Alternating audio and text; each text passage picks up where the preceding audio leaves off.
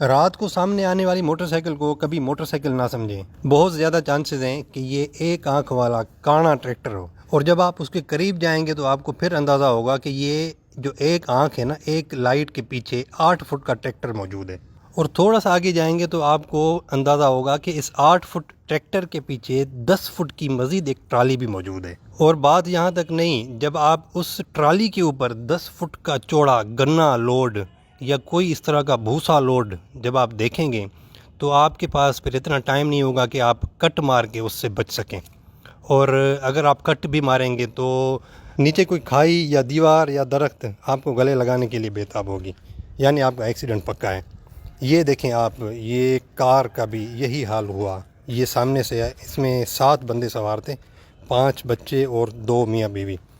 تو یہ گنے کی ٹرالی کے ساتھ ٹکرا گئی دھند میں، اور یہ ان کا حال ہو گیا۔ ایک تو ٹریکٹر ٹرالی کے اس وائلیشن کے اوپر میں نے ویڈیوز بنائی تھی، اور دوسرا کار کی کوالٹی، الٹو گاڑی، صابن دانی کی کوالٹی کے اوپر بھی میری ویڈیوز بنی ہوئی ہیں، لیکن کسی نے کوئی غور نہیں کیا۔ اور دیکھیں یہ ساری چیزیں ابھی ثابت ہو رہی ہیں، کار کی کوالٹی کا بھی پتہ چل رہا ہے، بلکہ بہت پہلے پتہ چل چکا تھا۔ اور یہ جو دھند میں ٹریکٹر ٹرالیز کے اوپر بغیر لائٹ کے، یا اگر ایک ہیڈ لائٹ یا کوئی جو لوڈ پھیلا ہوا ہے اس کے اوپر کوئی نشانی اگر نہ ہو تو پھر کیا ہوتا ہے، یہ آپ نے دیکھ لیا۔ اچھا، ایک اور بات میں بتانا آپ کو بھول گیا، الٹو کی جو قیمت ہے، پرائس، اگر ہم کمپیئر کریں ہمارے پڑوسی ملک سے، انڈیا سے، تو انڈیا میں الٹو کی قیمت ہے تقریباً 9 لاکھ سے 15 لاکھ تک، یعنی اس کے درمیان ہے۔ اور یہ نہیں کہ وہ انڈین روپیز میں، یہ پاکستانی روپیز میں کنورٹ کر کے، ویسے تو انڈین روپیز میں 3 لاکھ سے 5 لاکھ تک ہوتی ہے، اگر ہم پاکستان روپیز میں کنورٹ کریں تو پھر بھی 16 لاکھ، 16 لاکھ سے اوپر نہیں ہے اس کی قیمت۔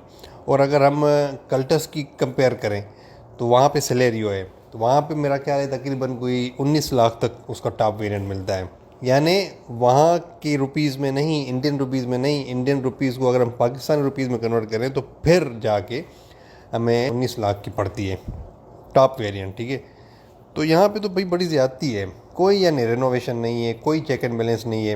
اچھا، ایک صاحب کو میں سن رہا تھا کہ بھائی وہاں پہ جو پروڈکٹ ہے نا وہ زیادہ ہیں، کیونکہ آبادی زیادہ ہے، وہاں پہ ڈیمانڈ زیادہ ہے، اس لیے وہاں پہ قیمتیں کم ہیں۔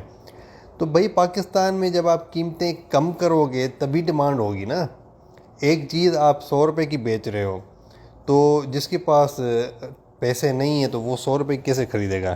جب آپ اس کی قیمت اپنا تھوڑا سا منافع کم رکھ کے اس کی قیمت آپ 80 روپے یا 70 روپے کر دو گے تو قوت خرید بڑھ جائے گی۔ کئی لوگ ہوں گے، کتنے ایسے پرسنٹ لوگ ہوں گے جن کے پاس 70 سے 80 روپے ہوں گے گاڑی خریدنے کے لیے، تو وہ 100 روپے کی تو وہ نہیں لے سکتے، وہ تو 70-80 کی خریدیں گے۔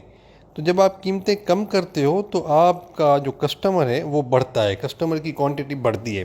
تو یہ سمپل سی لاجک ہے نا، لیکن نہیں بھائی، ان کو پروفٹ زیادہ رکھنا ہے، عوام کو لوٹنا ہے۔ ان کو پتہ ہے کہ بھائی یہاں پہ کم سے کم گاڑی الٹو ہے 30 لاکھ کی ہے، اس سے کم والی کوئی ہے ہی نہیں برینڈ نیو گاڑی پاکستان پورے میں۔ تو لوگوں کی مجبوری ہے، لیں گے کہیں سے بھی ادھار لے کے، اپنا پیٹ کاٹ کے لیں گے گاڑی، ان کی بک بھی رہی ہے۔ بہرحال یہ ایک الگ بات ہے، ایک الگ بحث ہے۔ آپ نے کیا کرنا ہے، آپ نے سیفلی ڈرائیو کرنا ہے، اور گاڑی جب آپ خریدیں تب آپ نے تھوڑی سی کوالٹی کو بھی چیک کرنا ہے کہ آیا اس کے ایئر بیگ کھلیں گے بھی یا نہیں کھلیں گے، یا اس کا مٹیریل کیسا ہے۔ اگر یہ دیکھیں، یہ الٹو تو اس کو موٹر سائیکل ہٹ کر دیتی ہے تو اس کا یہ حال ہو جاتا ہے۔ تو بہرحال آپ کی پراپرٹی ہے، آپ کا فیصلہ ہے، آپ کا ڈیسیجن ہے، سوچ سمجھ کر لیں، اور اپنی جانوں کو مد نظر رکھیں کہ بھئی اس میں ہم بیٹھیں گے اور ہماری فیملی بیٹھے گی، خدا نخواستہ کچھ ہو گیا تو پھر کیا ہوگا، یہ اپنے ذہن میں رکھنا ہے۔ تھینک یو ویری مچ، اللہ حافظ۔